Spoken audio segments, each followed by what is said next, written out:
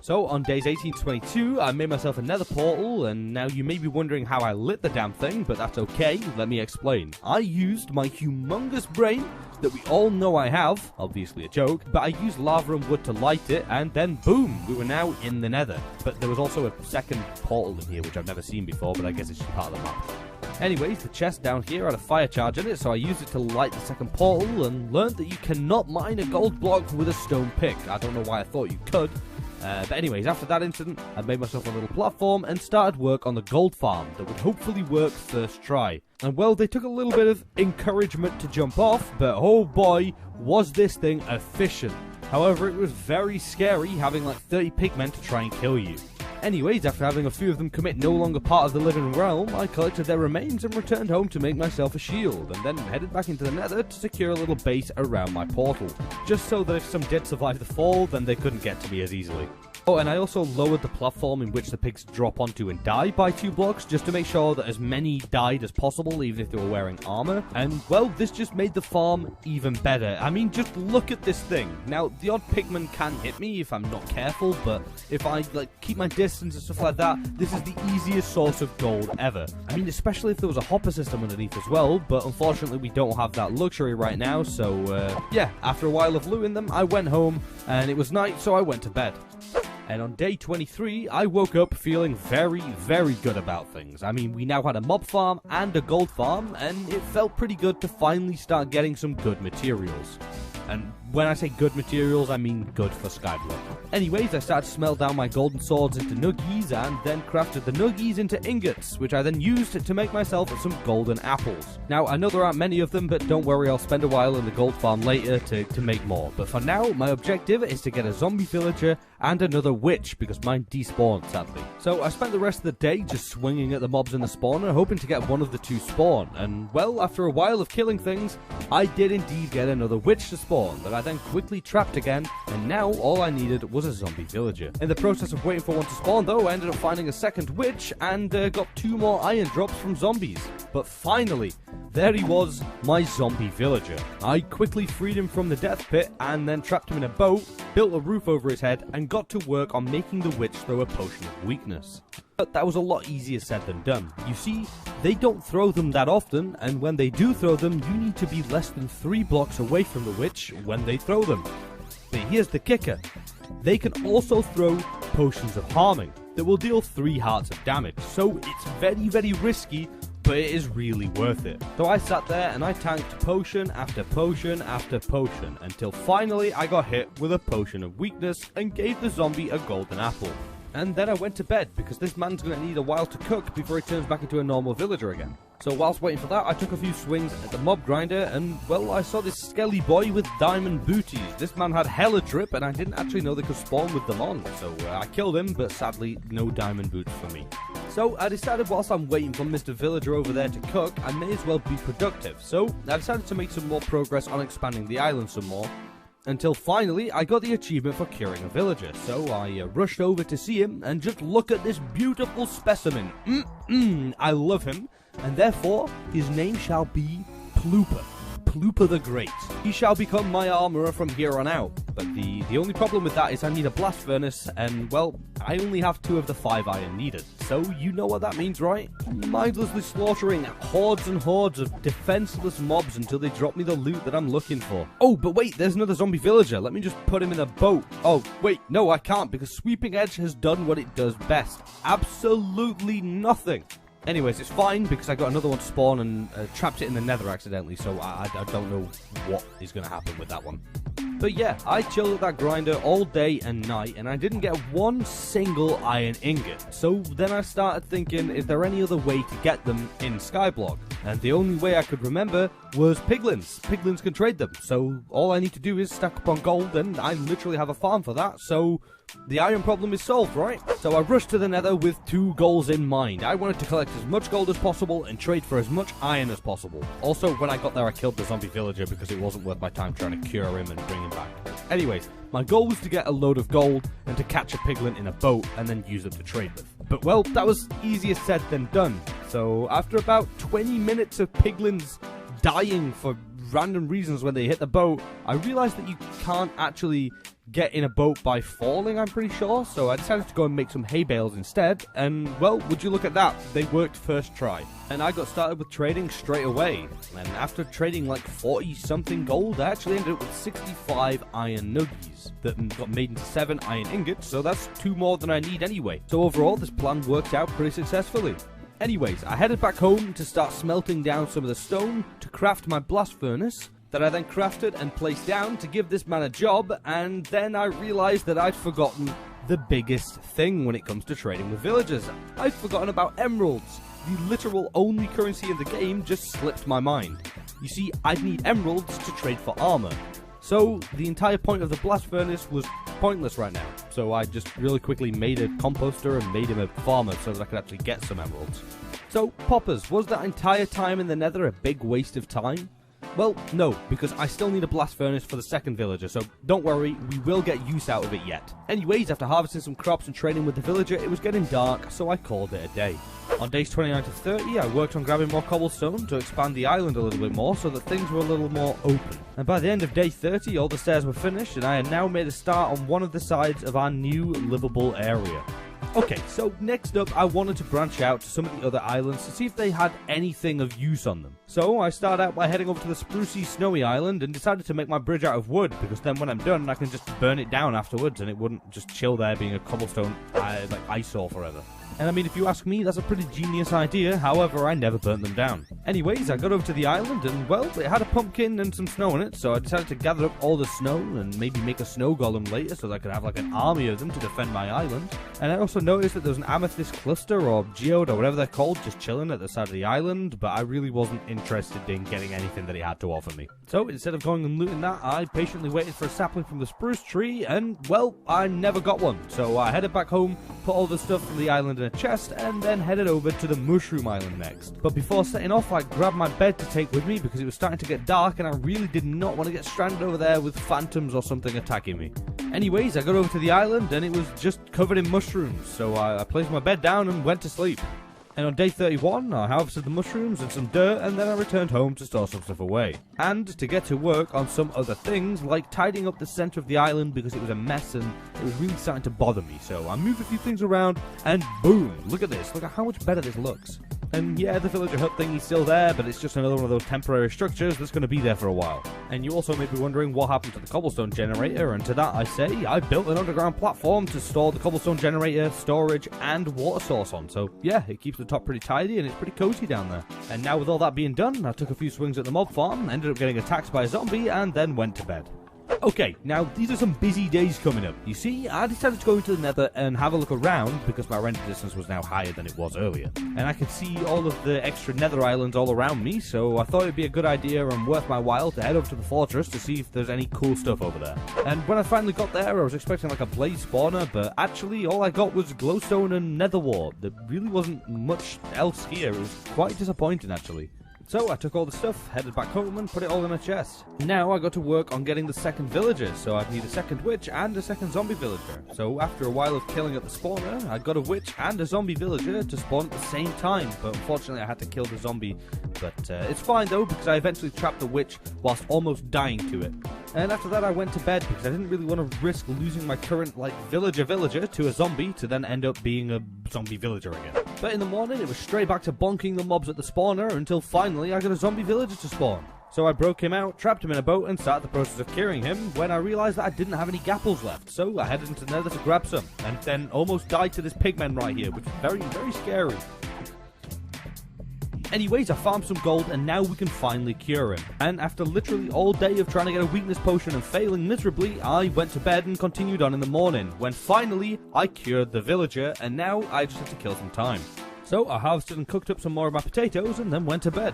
So for the next few days I got up and I checked on my villager who was now completely cured and ready to start work. So I quickly made him an armourer and started the long and tedious process of leveling up both the villagers and collecting as many emeralds as possible. So I got to work on harvesting and growing crops for the next few days whilst trading with the villagers at any given opportunity. And I also expanded the temporary farm a little bit too.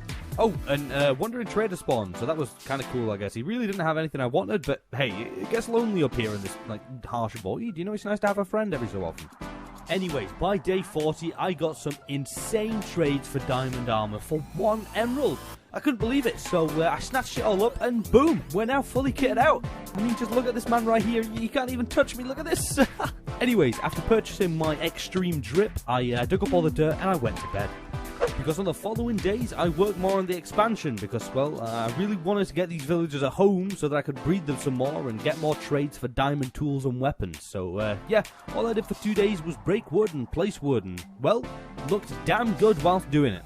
And by the middle of day 43, the 3rd layer was finally finished and the island was starting to get pretty big. Anyways, I got to work on replanting some of the trees and planning out where I wanted to put these villagers. And on day 44, I got to work on building them their home, which isn't really a home, it's kind of like an area that turned out to look like a prison cell, but it'll do for now, okay? It'll do for now. Anyways, now I need to go and grab these annoying boys and bring them to their new house, which is, well, a lot easier said than done, because for some reason, they don't like to move. As a matter of fact, they didn't move at all. I had to forcefully push them all the way there. Eventually, by the end of the day, I had both of them in there, and then I went and made 3 beds. 1 for each of the 2 villagers, and 1 for my soon-to-be 3rd villager, if they even decided to move. Anyways, I spent the night with them in the prison. So, on day 45, when I woke up, I noticed that my chests were extremely messy again, so I decided to spend all day just tidying them up and organising everything properly, because there was a lot of stuff just all over. So, yeah, it was kind of a boring day, but I think now is the correct time to tell you about this video's sponsor. It's you. You know, you there just sat there watching this video, laid there watching this video, it's you. If you enjoy it, please drop a like and subscribe. I greatly appreciate it, and it really goes a long way. Anyways, back to day like 46. Anyways, back on track. On day 46, I got to work on breeding the villagers by giving them food and a little farm, so hopefully the next time I come over here, there's 3 villagers, not 2. Anyways, after that, I bridged over to another nether island to see if there was anything of interest over there, and whilst I was bridging over, I spotted a chest on the island. But when I got there, it was just a nether version of the Skyblock Island, so I stole the lava bucket and left, vowing never to return to another of these islands ever again. Then I decided to farm some gold for some gapples that I could actually use instead of having to be used to cure villagers. And everything was going good until I got bonked a couple times and got a little bit scared, but other than the bonks, I was just kind of sat here chilling out, just farming gold for 20 minutes. And on day 47, I returned to the overworld and crafted myself a load of gapples that I could actually use on myself, like I said, instead of curing villagers. And, well, on that topic of villagers, let's go check on them. Still no child, but that's okay. I spent the rest of the day smelting down all my iron armor and stuff to make into nuggies that I then made into a pickaxe and mined cobble all night. Because, well, here's a pretty big time jump. You see, I really wasn't happy with how the island looked, and I really wanted to expand it some more so that I could build some actual structures on it. So I got to work on doing some massive expansions for 5 days. I worked tirelessly, mining and placing cobblestone and wood, and gradually making the island bigger and bigger until now I present to you the newly improved island. Just look how massive this thing is now. All I need to do is just add builds and farms and stuff. That's it. It's too big now. And on day 54, I got to work on building my farm again, and this time I separated my carrots and potatoes into their own sections so that I didn't get any mixed up. And I don't really need to plant any wheat because, well, I can't farm it with the villagers anyways, so there's really no point to it. Anyways, after the farms were done, I got to work on a villager trading hall, and, well, it was kind of more of like a hut area thing than a hall, but, yeah, I just wanted to give them a better place to live. But I also wanted to build it out of dark oak, so I made my way over to the dark oak island, but by the time I got over there, it was already getting pretty dark, so I quickly grabbed the wood and a few saplings and cautiously headed back home and went to bed. And on day 55, I got to work on building the villagers their new home, and, well, I didn't have a clear design in mind, so it was kind of just all over the place, and I kept removing and replacing loads of blocks, and it was just kind of messed up until the morning of the next day when I had a basic design of the place laid out. But to continue on any more work with it, I needed some glass, and I knew there was a wandering trader selling some red sand, but I think he despawned now because I can't find him anywhere. So I didn't really know what to do about the glass situation until I remembered that librarians can trade glass for emeralds, so I went to check on the villagers to see if I could actually, do this, and, well, they still hadn't bred, so I gave them more food and took my anger out on the mob farm. And kind of just waited around for the rest of the day just hoping for them to breed. And, well, after waiting out most of the day, I went back to check on them before going to bed, and they had finally bred, but now I had to wait for it to grow up. So I headed to bed and spent the next couple of days farming again to stack up on some emeralds so that I can get the trades flowing and hopefully get some glass soon. And, well, I did some trading whilst waiting too, because it'd be a waste of my time, considering that they can only refresh up to twice a day. And on the morning of day 59, I went to check on the villagers as soon as I got up, and the child was now a fully grown adult. All I needed now was a bookshelf. And the only way to get one of those is through sugarcane and leather. So I went and planted some sugarcane down, and then went to the gold farm to try and get some trades going with a piglin in hopes of getting some. So after a while of farming out these poor piggy boys, I ended up with enough gold to start trading with these two lovely fellows right here, who would happily supply me with a fire resistance potion and 5 leather, so we had just enough for a bookshelf. So after my success in the nether, I once again returned home when I realised that I already had 17 leather in my farming chest. Dear God, I'm so blind. On day 61, we were still waiting for the sugarcane to grow, and sadly you can't bone meal it, so I guess we just wait. But no, I was actually quite productive and built myself a house while waiting for the sugarcane to grow, but I couldn't finish it again because, well, I needed glass. But yeah, even without the glass, you can kind of see the design close enough, and it still looks kind of cool. But it is a very basic house, but what can you really expect? It's Skyblock. Anyways, by the morning of day 64, I finally had enough sugarcane to make the paper, to make the books, to make the bookshelf, to make the lectern, to then finally make my 3rd villager a librarian. And then it was time for me to start trading to get my sand, but after most of the day's trading I ran out of emeralds, but I actually did end up getting a mending tray completely by accident, so that was pretty cool. Anyways, I continued trading on the following day because I really needed this glass. And I know you could say, hey Poppers, just go to the island with the glass on it, with the cacti and stuff. Well, I'd love to, but it won't be enough glass. Alright, I need a lot of this stuff. Anyways, more trading later, and well, I maxed him out, and guess what? He didn't trade glass for anything. So I openly admit defeat and went to bed very upset.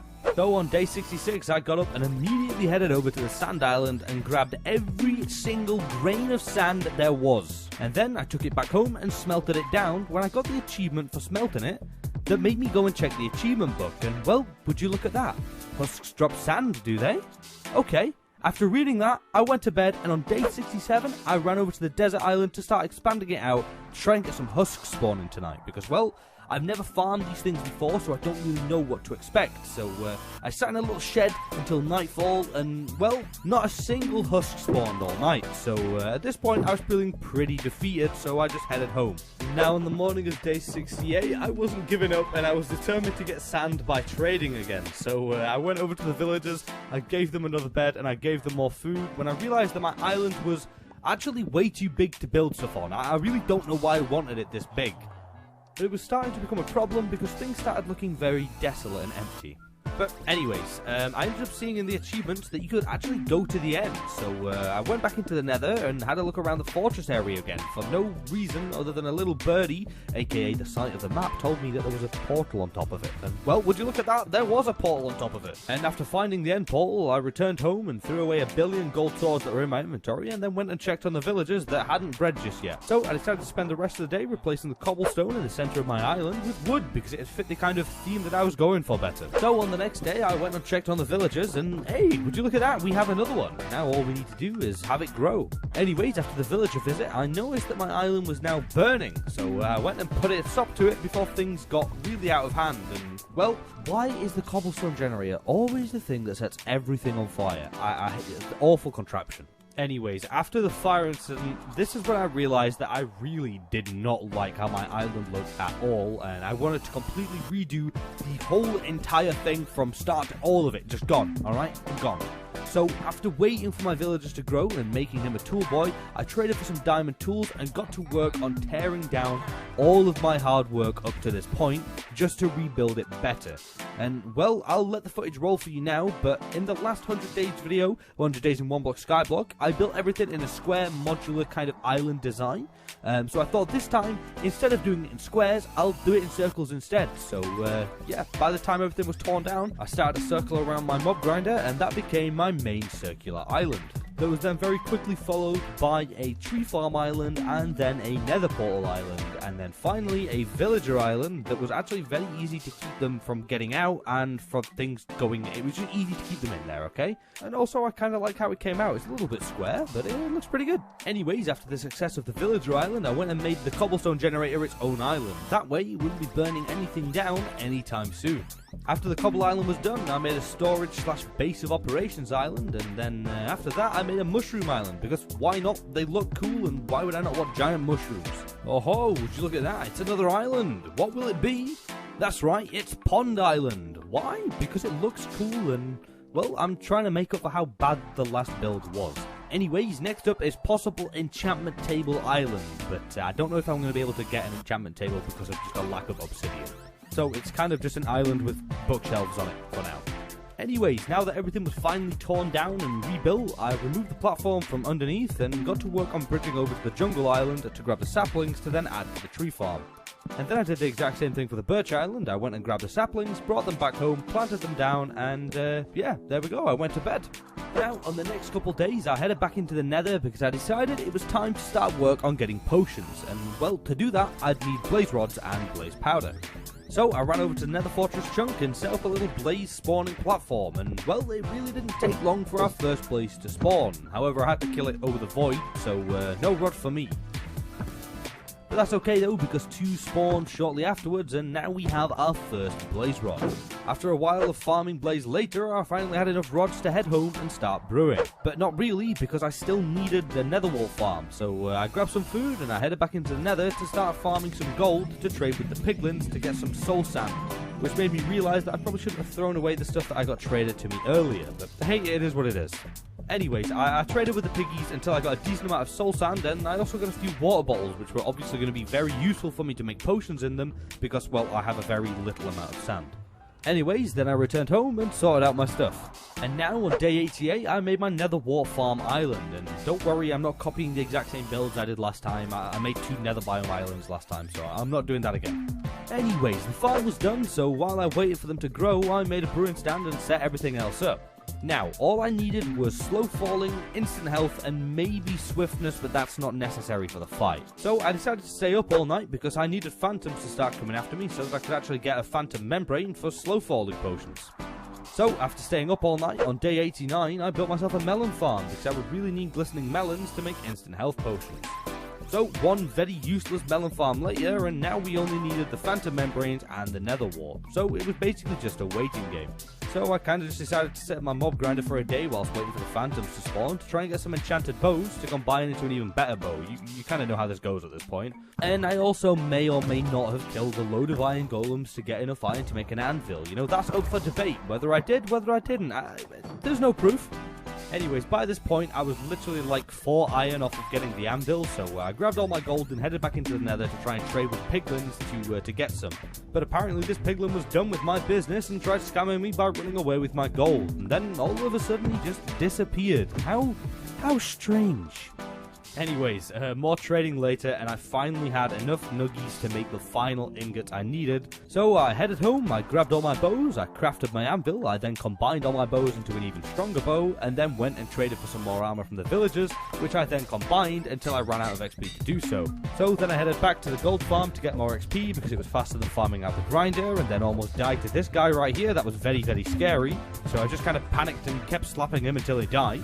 But anyways, after repeating the process of just going to the gold farm and enchanting my armor, it was finally all upgraded, and now all I needed to do was make the potions. So I went and harvested my nether wart, started cooking up some awkward potions, and then I harvested my melon to make some glistening melon to then make my instant health potions, which I then immediately upgraded and made to splash potions. And now, all I was waiting for was phantoms that should come tonight. And, well, they did. So I killed them, I took their membranes, and then I went to bed. And on day 94, I woke up, I brewed my final potions, and now it was time for me to fight the dragon. So, without any further ado, let's go. So we get into the end, and I immediately make a run for the middle, sniping out 1 or maybe 2 towers in the process. Then I head over and start towering up the biggest pillar, and from there I took out all but 2 of the crystals, and then proceeded to tower up and destroy the last 2. Now, it's time for the dragon. So I sniped at him for a while with the bow until he came into perch, and I gave him a good old bonking with my axe, but he wasn't happy about it because he ended up throwing me halfway across the end and then flew away. A few more bow shots later and he came into perch for the last time, and well, just like that, the dragon was dead. Easy clap once again. Anyways, now you know what time it is. That's right, it's time to go and get the elytra, and oh my god, I hope it doesn't take 10 years like it did last time. Whoop! And now we're in the end cities, and well, I searched for a whole maybe 2 minutes before I found a city, and well, it had a ship.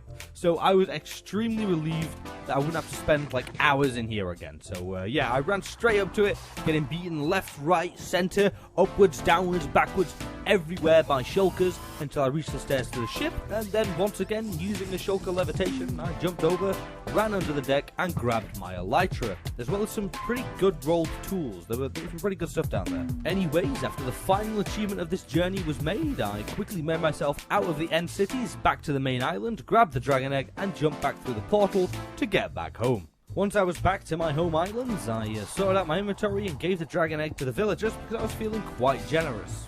And then on day 97, I headed back into the end to grab some obsidian to finish upgrading the nether portal island. But, well, it didn't really get upgraded that much. In matter of fact, I thought it looked quite weird. But then finally, on the final 2 days, you remember all that time ago when I tried fishing in the little 2x2 area and I couldn't?